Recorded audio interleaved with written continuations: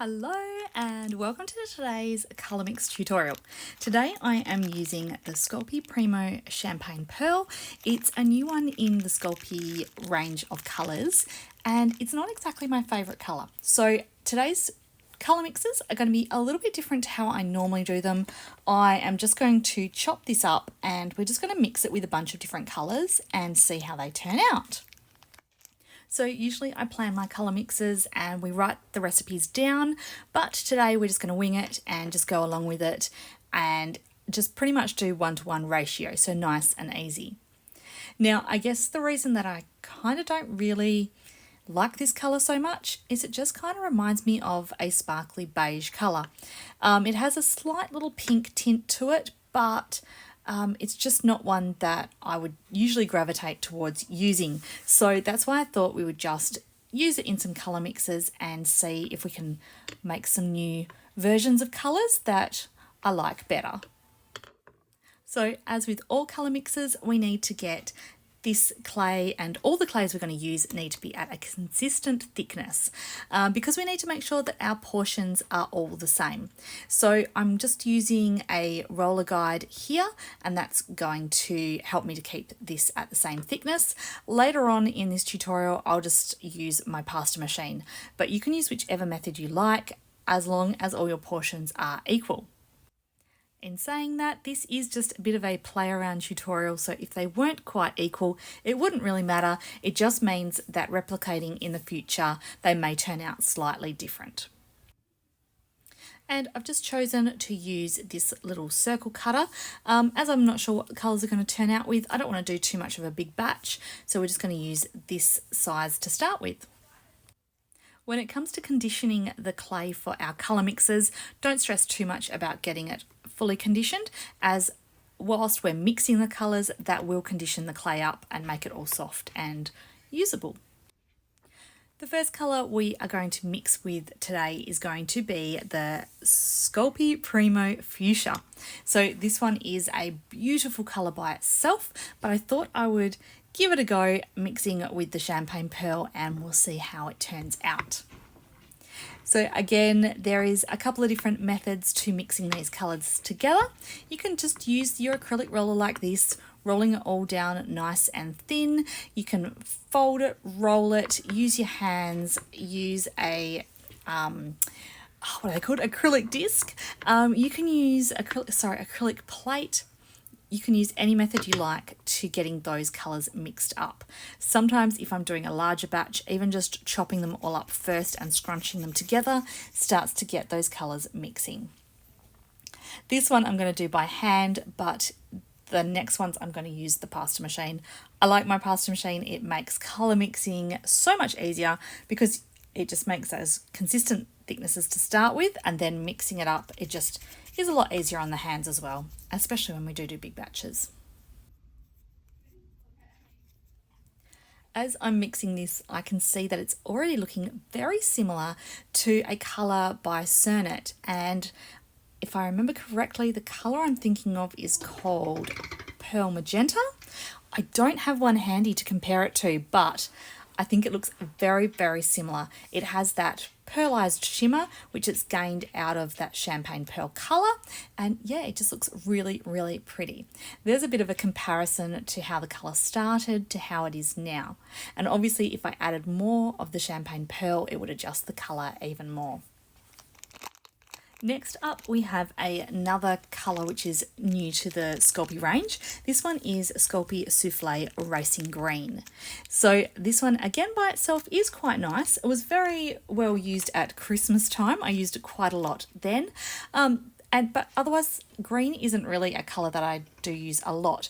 What I do like to use, however, is more of a sage colour, and I was kind of hoping that this would turn out a little more sage-like. So I'm just using the pasta machine to get it nice and level and the same thickness to now cut my portion out.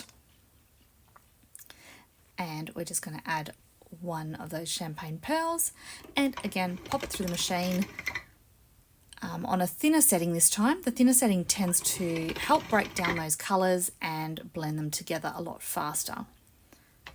So I'm just going to pop it through a few times and just get it all blended up and our new colour created. So this colour reminds me slightly of Spanish Olive, I think it was called in the Primo range previously, but it does have the sparkle through it. Spanish Olive didn't have the sparkle. But yeah, this one's really nice. Not as sagey as what I would have liked it. Maybe if I add another portion of the Champagne Pearl, it may come out more sage-like. But I do like it as it is. I think it's actually quite a nice colour. Not quite sure how much I would use it, but it is a very nice colour still.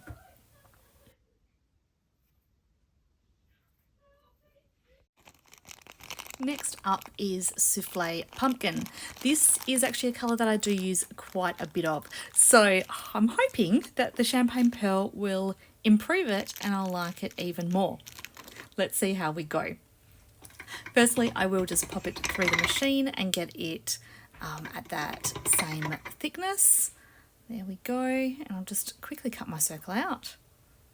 This isn't my usual tile for working on, but I will squeeze in between the camera and the pasta machine. Pop that one out. So we've got the one pumpkin, and then we're going to add it to the Champagne Pearl.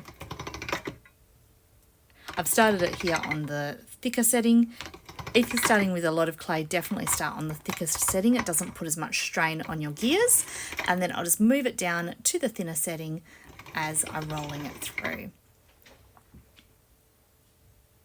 So I always like to try and keep the folds to the side, and that also helps air to be pushed out rather than get trapped within the clay. And that's a really helpful tip whilst you're mixing colours, because we're handling it a lot. It does get soft, warm and sticky, and so the last thing you want is the bubbles stuck in there as well. So the colour that is mixed here is a bit more of a, I guess it's a bit terracotta-like, and I quite like it. It's a nice, more dusty colour to it, I suppose is a good way to describe it, and I like it. Next up we have Scorpio Soufflé Midnight Blue. So let's chop a piece of this off and we'll get this one mixed up too. So once again, start with our even portions and let's pop it through the machine.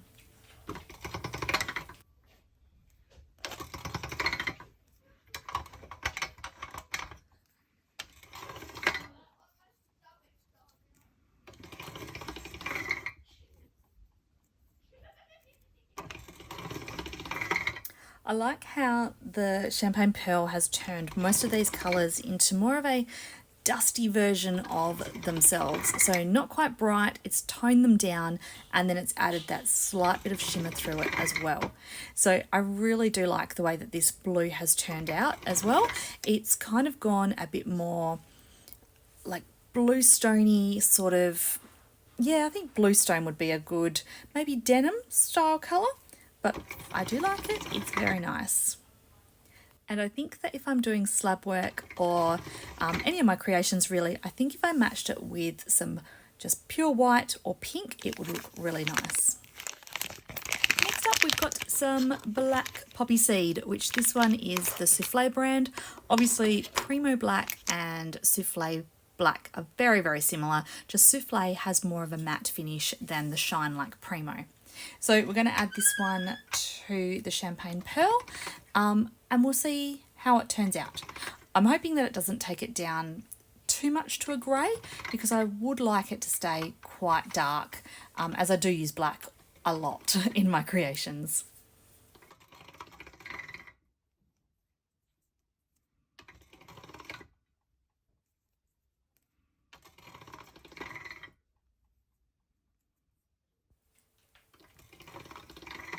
And I think we're pretty lucky here that it hasn't changed the colour too much. I think on camera it shows it a little bit darker than what it actually is. It has adjusted the colour slightly, but it's definitely still quite dark. And again, it does remind me of the Cernet colour in the Pearl range as well, the Cernet Black Pearl, very similar. So after mixing both of the midnight blue and the black, I decided that I needed a pink, because I think that both those colours would complement a pink really nicely. They would go together quite nicely in a pair of earrings or in another creation. So I grabbed a souffle French pink. I don't have a lot of that one left anymore, unfortunately, because it was a colour from a while back. I think we had a second batch come into store, but I don't have a lot left. So I'm hoping that this turns out really nicely, because I think that it would look really nice. And it does. It turns out really beautiful, a really nice dusty pink. So that will complement that black and the blue really nicely. And I've already got a plan in mind for how I might use those. I'm going to pop it through the machine just again, because it didn't look like it was quite mixed well enough. Just go through again and smooth out those colours.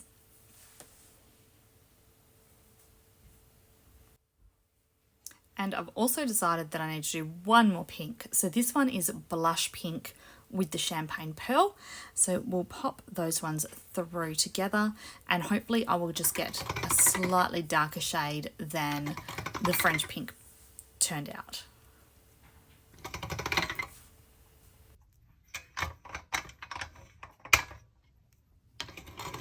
And so, as I mentioned before, I haven't written down my colour recipe cards for these. I may decide to do that afterwards with some of the colours that I definitely will use again. But at the moment, I've got an idea for a few of these colours together. So keep your eyes out on Reels over on Instagram and Facebook, and also in the shorts section here on YouTube, because yeah, I've got an idea and I'll do it and pop it up over there. That one's a little bit dirty on the end, but we get the point. That's a really beautiful colour and I really like that one.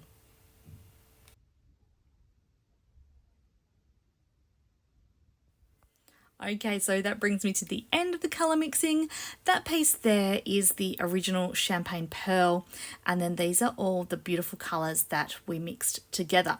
I really do like the black there with that Champagne Pearl, which I wouldn't normally choose to use, but I think with that French pink mix and the poppy seed mix, I think they look really nice together. So I can see a few combinations here that do go really nicely together, and hopefully you guys have spotted some combinations that you like as well. So thanks for joining me today as I have my little play around colour mixing, and yeah, I hope you enjoyed watching. I'll be back again next week with another full step-by-step tutorial. So I'll see you then.